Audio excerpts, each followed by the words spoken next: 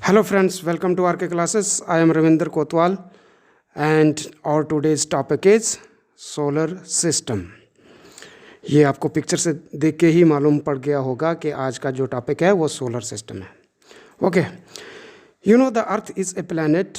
It is a member of solar system. You know 9 planets and the sun are the main bodies of solar system. ऐसा कहा जाता था कि 9 planets. तो अभी जो 9th planet प्लूटो था वो planet नहीं है. एक्चुअली अभी भी वो dwarf planet है, लेकिन अभी उसको हम planet consider नहीं करते हैं. So now there are 8 planets and the sun.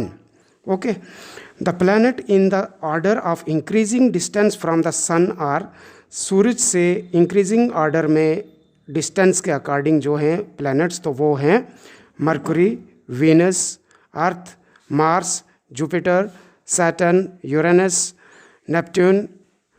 Okay, और प्लूटो हुआ करता था. Each planet moves around the sun and maintain an elliptical order. The orbits of all the planets are almost in the same plane, which is close to the equatorial plane of the sun. सन के equatorial plane के बहुत नज़दीक हैं सभी के orbits, सभी planets के orbits. सभी प्लैनेट्स जो हैं अपने अपने ऑर्बिट्स में घूमते हैं. The planets also rotate about their axes. और सभी प्लैनेट अपने एक्सेस पे भी रोटेट करते हैं. यू नो, आप लोग सब पहले से ही जानते होंगे इस बात को. लेकिन एक बहुत इम्पॉर्टेंट बात है, about 99.85% of the mass of solar system. Solar system का 99.85% जो मास है वो सूरज में है. Is contained within the sun, while the planets collectively make up the most of the remaining, that is 0.15%. ठीक है, तो जितने हमारे 8-9 प्लैनेट्स जितने भी हैं उनका कंप्लीट मास जो है टोटल सोलर सिस्टम के मास का 0.15% ही है. On the basis of their location, location के बेसिस पर अगर हम बात करें, the planets can be divided into 2 groups. 2 groups में बांटते हैं हम प्लैनेट्स को, the inner planets and the outer planets. Inner planets में आते हैं अर्थ तक, Mercury, Venus, Mars and Earth. और आउटर प्लैनेट्स में आते हैं जुपिटर, सैटर्न, यूरेनस और Neptune. Planets of 2 groups differ मार्केडली in size, density, composition and rate of rotation. और ये जो 2 ग्रुप हैं, इनर और आउटर प्लैनेट्स का ग्रुप, इन दोनों में सबसे बड़े जो डिफरेंस हैं वो साइज़ के डिफरेंसेस हैं. इनर प्लैनेट्स थोड़े छोटे हैं, आउटर प्लैनेट्स बहुत बड़े हैं. दूसरी बात डेंसिटी, तीसरी कंपोजिशन और रेट ऑफ रोटेशन, ये सारे जो हैं डिफरेंसेस हैं. साइज़ की जहाँ तक बात है तो साइज़ में क्या है, the members of inner planets group are small in size as I told you.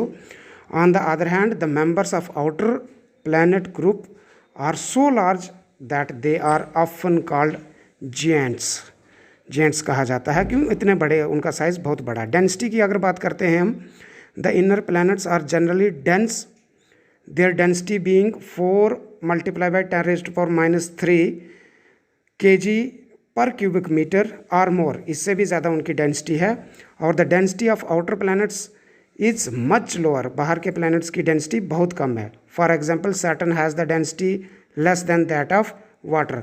Water के डेंसिटी से भी कम डेंसिटी है सैटर्न की. और आपको एक काम की बात कहूँ, अगर हम सैटर्न को ज़मीन पर लाकर अगर पानी में, समुद्र में बिछा सकते हूँ तो वो सैटर्न जो है पानी में डूबेगा नहीं. क्यों?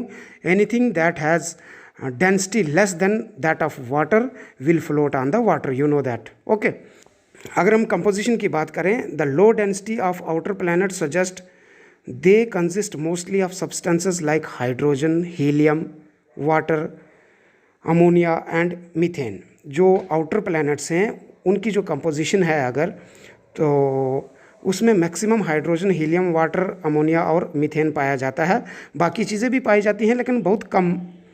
The high density planets consist almost entirely the silicates and metals. और जो हमारे इनर प्लैनेट्स हैं, अर्थ तक वाले जो प्लैनेट्स हैं, सन से लेकर अर्थ के बीच में, उनकी डेंसिटी हाई है. किस वजह से? क्योंकि उनकी जो कंपोजिशन है वो मोस्टली सिलिकेट्स और मेटल्स हैं. ओके, रेट ऑफ रोटेशन की बात करते हैं अगर, तो the planets Mercury is the nearest to sun. You know, it has the fastest orbital motion. सबसे फास्ट ये मूव करता है, 48 किलोमीटर पर सेकंड इसकी मूवमेंट है। And the shortest period of revolving, और सबसे जल्दी ये एक रिवोल्यूशन पूरी करता है, दैट इज़ 88 डेज़ में। और अगर प्लूटो की बात करें, अगर उसको भी हम अभी भी प्लैनेट माने था, तो उसकी क्या बात है कि it is the most distant planet, has an orbital speed of 5 kilometre per second, 5 kilometre प्रति सेकंड चलता है। And it requires 248 years to complete 1 revolution, और उसको एक रिवोल्यूशन कंप्लीट करने के लिए 248 साल चाहिए होते हैं। ठीक है, अब ये जो ऑर्डर की बात कही हमने, 88 डेज़ मरकरी को लगते हैं, 248 ईयर्स अपने प्लूटो को लगते हैं। बाकी जो हैं इसी ऑर्डर से इंक्रीजिंग, जैसा आप अर्थ के बारे में जानते हो कि 365 डेज़ लगते हैं, तो इसी तरह मतलब सन से लेकर ये ऑर्डर जो है इंक्रीजिंग है। ऐसा क्वेश्चन अगर आए तो you must understand it.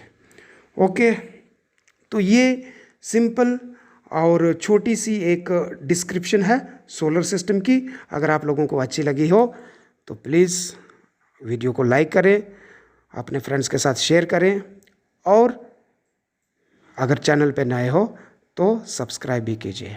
Okay, thank you and wish you all the best.